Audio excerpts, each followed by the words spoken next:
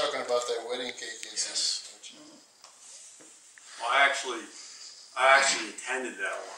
I was the only non-family member there. It was a small administrative hearing, December 4th in Denver. Just it's on a street that runs right to the state capitol. It's only half a block away, and it was a very small hearing room.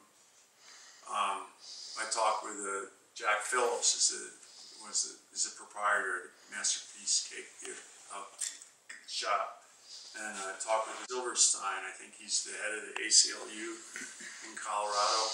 I mean, it was a friendly conversation until we found. He just assumed that I was on their side, but it was shocking, really, the result.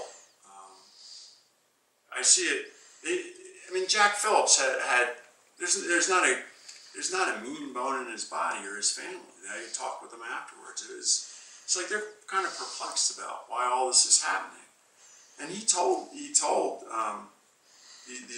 two homosexuals that came in. He said, "I'll bake you anything. I'll bake you a birthday cake. I'll bake you cookies. You know, I don't.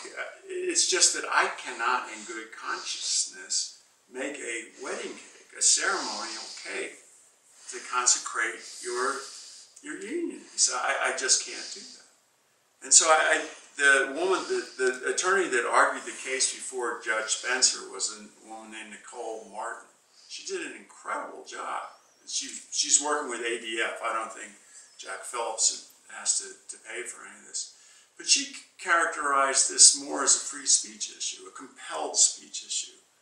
Can you force someone to participate in a ceremony, which is a form of expression? And I see it less of a religious freedom issue and more of a compelled speech issue. And I think when you start to criminalize private discrimination, you're well on your way to establishing a state religion. And I think that's what's happening. That was never meant to be, that the government would criminalize private discrimination. That's a recent development in U.S. law. I just heard today that they're trying to pass a bill that if you do get sued because of a decision like this, you have the right to be able to defend yourself. I thought, oh, that's nice. But how do you defend yourself? This is part of the problem. As a free speech. But this is a part of the problem. You know, the Colorado has in DORA, Department of Regulatory Affairs, you have this Colorado Civil Rights Division. And so this is all administrative. So when these two guys were denied their cake, they filed a very short form, like a page and a half, with this division. And of course, they pretty speedily found that there had been discrimination based on sexual orientation. And this is all in the administrative courts. So you have one judge deciding this issue.